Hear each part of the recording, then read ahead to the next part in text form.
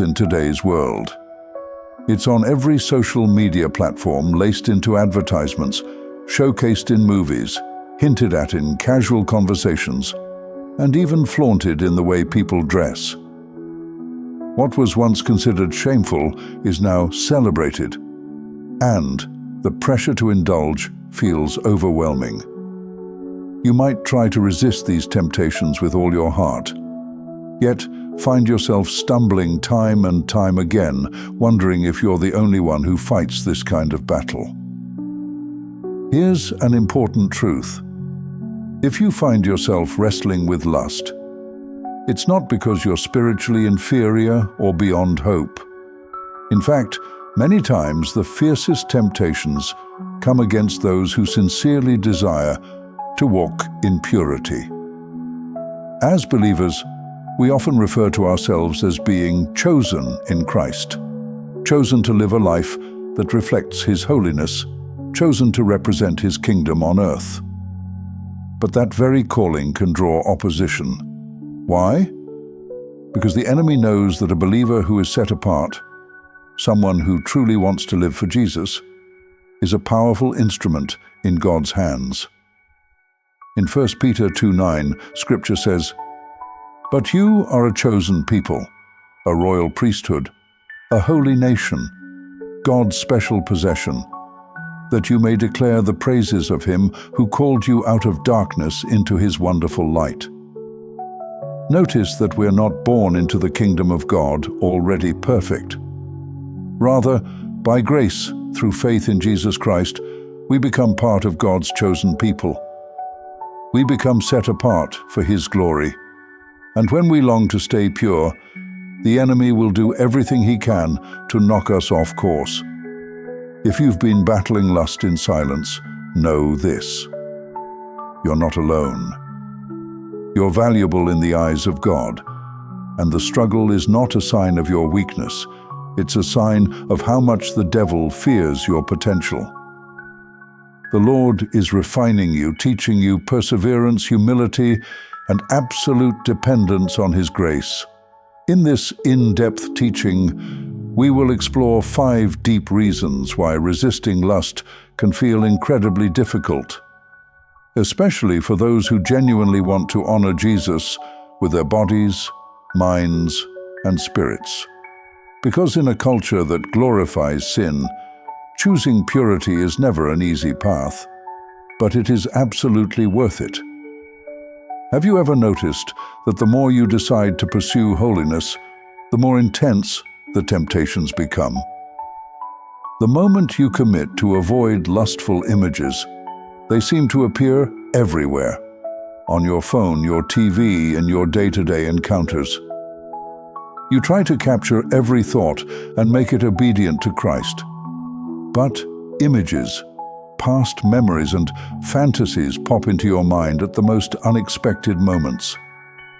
You want to stand strong, yet the battle rages on relentlessly. This is no coincidence. Scripture makes it clear that Satan focuses his attacks on believers who are serious about walking in righteousness. 1 Peter 5:8 warns us, "Be alert and of sober mind. Your enemy the devil prowls around like a roaring lion looking for someone to devour." A lion doesn't waste time chasing after prey that's already too weak to fight. No, it targets what it sees as a threat, or what's on the fringe, what it believes it can take down. In the same way, Satan often focuses on believers who carry a sense of calling and destiny. If you've decided to keep your heart pure for Christ, you become an even bigger target in the devil's eyes, because a pure believer is a powerful believer. Ephesians 6:12 reminds us that our struggle isn't just against what we see in the physical world, for our struggle is not against flesh and blood, but against the rulers, against the authorities, against the powers of this dark world, and against the spiritual forces of evil in the heavenly realms. This spiritual warfare includes the realm of our thoughts and desires. Satan's strategy is often subtle. Instead of outright telling you to commit a glaring sin, at first he plants seeds, whispers of temptation that say, "You're the only one struggling. You might as well give in. God's not going to forgive you again." He wants you to feel isolated, ashamed, and unworthy of the Lord's grace. But here's the truth. The fact that you keep resisting is a victory in itself. God isn't asking for perfection. He knows that spiritual maturity is a journey, and He honors your willingness to fight. Each time you say no to lust, you say yes to the transforming power of God. It might feel like a never-ending fight, but remember, greater is He that is in you than he that is in the world. 1 John 4:4. Let these words remind you that every act of resistance, no matter how small, is a declaration that Christ reigns in your heart. The battle isn't external. It's the war raging within our own hearts. In Christian teachings, we refer to this as the battle between the flesh and the spirit. Even if the outside world were perfectly pure, we'd still have the residual effects of a fallen nature that craves self-gratification. Galatians 5:17 states, "For the flesh desires what is contrary to the Spirit, and the Spirit what is contrary to the flesh. They are in conflict with each other." In plain language, a part of you might want to honor God, to keep your eyes clean, your thoughts pure, and your heart devoted. But another part of you is magnetically drawn to what is forbidden. This can create a cycle of guilt and shame. You know what's right, but you feel an almost irresistible pull toward what's wrong. You vow, never again, only to find yourself tempted again. The Apostle Paul famously described this struggle in Romans 7:19. "For I do not do the good I want to do, but the evil I do not want to do, this I keep on doing." This isn't just Satan whispering lies. It's the reality of a corrupted nature we inherited through Adam. Yet, the good news is that when we surrender our lives to Christ, He gives us His Holy Spirit to empower us to overcome the flesh. We aren't left to fight this battle alone, using only willpower. We have divine help. Every time you say no to lust, even if it's just a fleeting thought, that is a work of the Holy Spirit. If you feel guilty after succumbing to temptation, that guilt can be a sign your conscience is still alive and responsive to God's conviction. The real danger is when you become numb, no longer caring if what you watch, say, or do is sinful. When there's no remorse, the heart begins to harden. So take courage. The tension you feel is evidence that the Holy Spirit is still fighting within you. Romans 8:1 offers comfort. "Therefore there is now no condemnation for those who are in Christ Jesus." Yes, you may stumble, but the Holy Spirit lifts you back up as you repent and cling to Jesus. Don't let your struggle convince you that you're spiritually bankrupt. Instead, let it remind you to rely on God's transforming power daily. Let's pause and pray together. Heavenly Father, I come before you, recognizing my weakness and my desperate need for your grace. I confess that I have let lust take root in my heart, mind, and actions at times. Forgive me, Lord. Cleanse me by the blood of Jesus. Renew my mind through the power of the Holy Spirit. Help me to see myself the way you see me, chosen, loved, and called for your purposes. Give me the courage to cut off whatever fuels my temptations.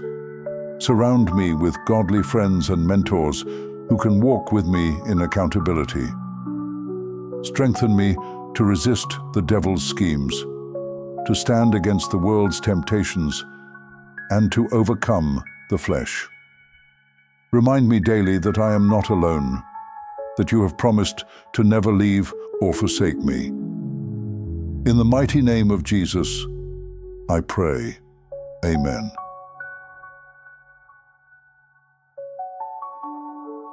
From God.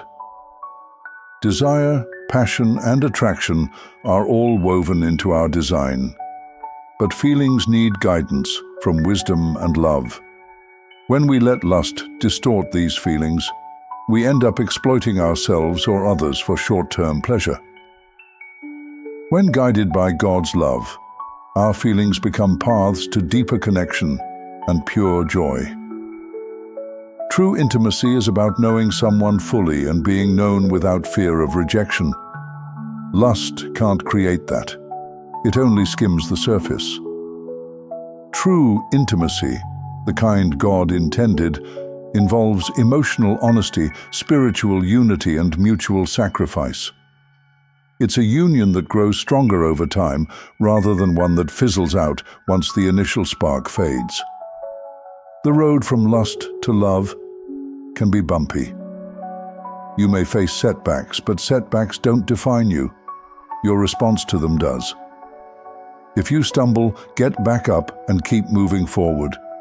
Surround yourself with people who cheer you on and remind you of God's grace.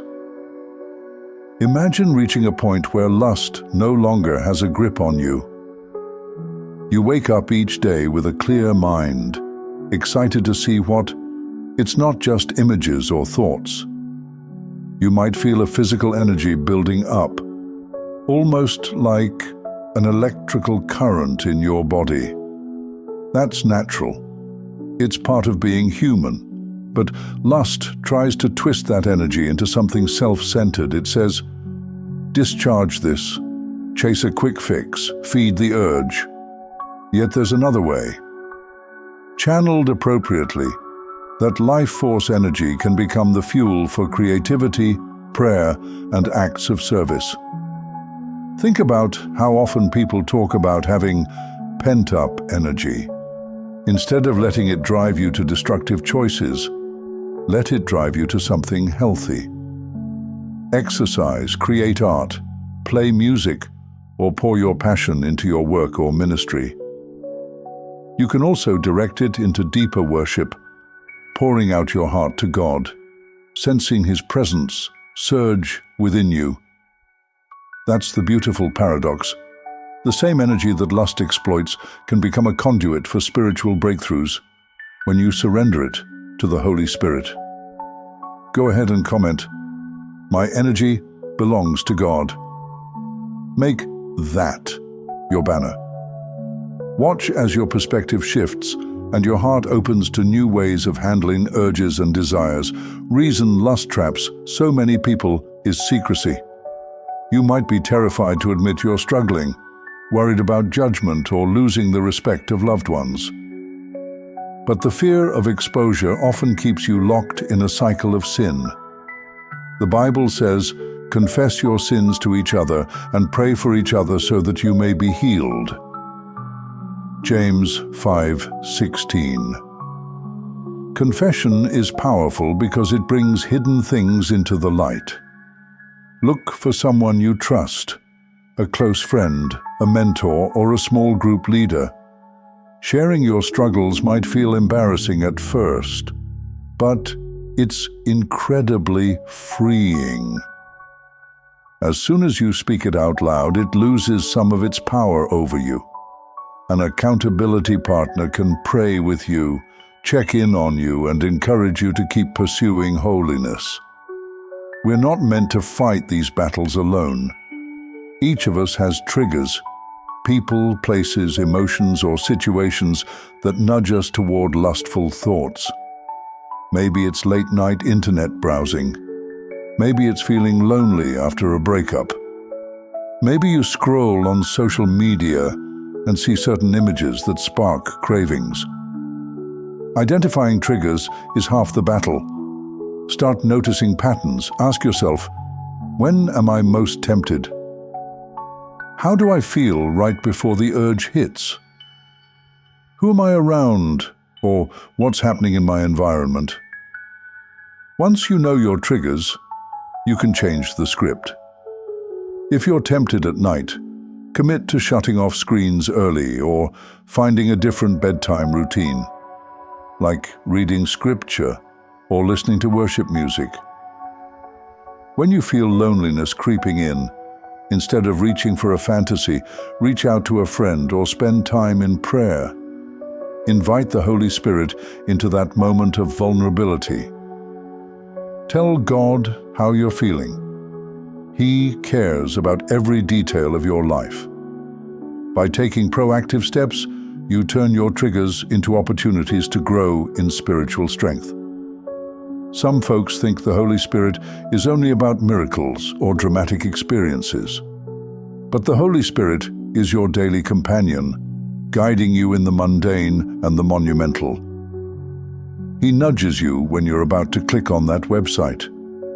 He gives you a gentle feeling of discomfort when your eyes linger a bit too long on that social media post. He also comforts you when you feel isolated, reminding you that God's love can fill the emptiness far better than any fantasy. If you want to conquer lust, deepen your relationship with the Holy Spirit. Make time for quiet prayer and stillness, where you can sense His whispers. Read the Bible, allowing truth to wash over your mind and push out the lies that lust tries to implant. The more you align your heart with God, the more sensitive you become to the Spirit's leading. And sensitivity to the Spirit means quicker responses to temptation, a powerful tool against lust's pull. Remember, you're not defined by your past mistakes. You are defined by God's love, His mercy, and His unshakable commitment to help you become the person He created you to be.